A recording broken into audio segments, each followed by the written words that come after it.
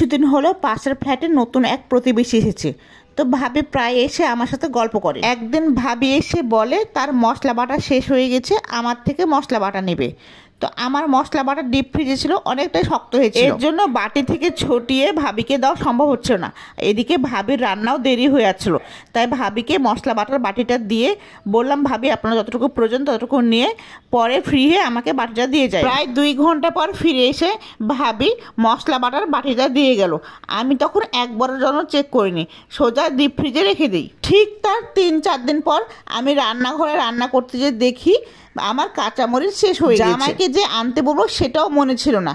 আমি ভাবলাম যে যাই ভাবির থেকে নিয়ে আসি, ভাবির সঙ্গে তো আমার সম্পর্ক ভালো, ভাবির সঙ্গে সব রকম কথাবার্তা হয়, আর ভাবি তো মাঝে মাঝে এটা সেটা নিয়েও যাই। তাই আর বেশি 7-5 না ভাবে ভাবির কাছে যে বললাম, ভাবি আমার তো কাঁচামরিচ শেষ হয়ে গেছে, আমাকে আপনার থেকে 2টা কাঁচামরিচ দিলেই হবে, দিব, বেশি দেওয়ার লাগবে না। এই কথা শোনার পর দেখি ভাবির মুখটা সাথে সাথে কালো হয়ে গেল।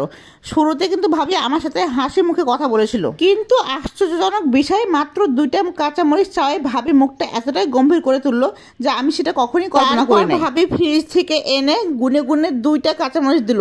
এই সামান্য 2টা কাঁচামরিচ দেওয়ার সময় ভাবি কত যে অজুহাত দেখালো। কাঁচামরিচ শেষ হয়ে গেছে, অল্প কিছু আছে, তারও কাঁচামরিচ আনা লাগবে। আমাকে কাঁচামরিচ দেওয়ার কারণে আজকে রান্না করার সময় তাকে 2টা কাঁচামরিচ কম দিয়ে রান্না করতে হবে, কারণ তারা একটু বেশি কাঁচামরিচ খায়। আরও এই ধরনের নানান রকম কথা। ওই মুহূর্তে এত নিজেকে ছোট মনে হচ্ছিল না যে ওই 2টা কাঁচামরিচ নিয়ে আমার ঘর পর্যন্ত আসি। সত্যি কথা বলতে আমার জীবনে সেদিন চরম শিক্ষা হয়েছে।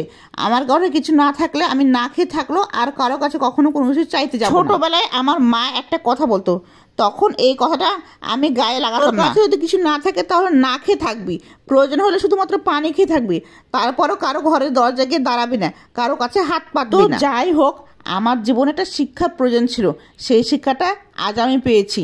নিজের ভুলেই আজ অন্যের মুখ কালা দেখেছি। ভাবি যখন নতুন এসেছে তখন থেকেই আমি অনেক কিছু দিয়ে আসছি, কারণ বাসায় নতুন আসলে অনেক কিছু প্রয়োজন হয়। বাসায় ভালো কিছু রান্না করতাম তাহলে ভাবির জন্য, ভাবির বাচ্চার জন্য আলাদা করে বক্সে তুলে রেখে সময় করে দিয়ে আসতাম। সন্ধ্যার সময় ভাবি যখন তার বাচ্চাকে নিয়ে আমার ফ্ল্যাটে আসতো তখন আমি ভাবতাম ভাবিকে কি করে খাওয়াতে পারি, কি খেলে তারা খুশি হবে। এমনও দিন গিয়েছে আমাদের সন্ধ্যার নাস্তা করা কমপ্লিট, ভাবি তার বাচ্চাকে নিয়ে এসেছে, তখন আমি আবার নতুন করে নাস্তা বানিয়ে তাদের খাওয়াইছি। কি খাওয়ালে তারা খুশি হবে সেই চিন্তা আমি করতাম।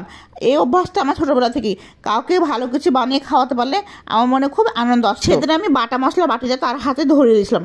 আমি এতটুকু ভাবিনি যে সে বেশি ব্যবহার করে নেবে বা কতটুকু নিয়েছে, আমি সেটা চেকও করে দেখি। আমি শুধু এতটুকুই ভেবেছিলাম তার প্রয়োজন হতেই পারে, সেজন্য সে আমার কাছে এসেছে। আসলে আমি মানুষটাই এরকম। পরবর্তী সময়ে আমার মন খারাপ থাকা দেখে আমার হাজব্যান্ড আমাকে জিজ্ঞাসা করে যে আমার কি হয়েছে, তো বাকিটা তার কাছে শেয়ার করলাম। তখন তিনি আমাকে বললেন, তোমাকে তো আগেই বলেছি কখনো কারো কাছে কিছু চাইতে যাবে না, তোমার যা শেষ হয়ে যাবে আমাকে বলবা, হয়তোবা বাইরে থেকে নিয়ে আসতে একটু সময় লাগবে, পরেও তুমি ওয়েট করবা। বর্তমান সমাজে মানুষগুলোই এমন, দিতে গেলে হ্যাঁ আর নিতে গেলে না। এই লেখাটা আমি ফেসবুকের এক টাইমলাইন থেকে পেয়েছি। এই গল্পটার মাধ্যমে আমরা একটা জিনিস শিখতে পারলাম যে না, কোনো মানুষকে খুব সহজেই আপন করে নিতে নেই, অথবা তাকে ঘরের জিনিসপত্র একটার পর একটা দিতে নেই। যে যতটুকু পাওয়ার যোগ্য তাকে ঠিক ততটুকুই দিতে হয়। মানুষ সহজে কোনো কিছু পেয়ে গেলে তখন আর সঠিক তার মূল্য দিতে জানে না।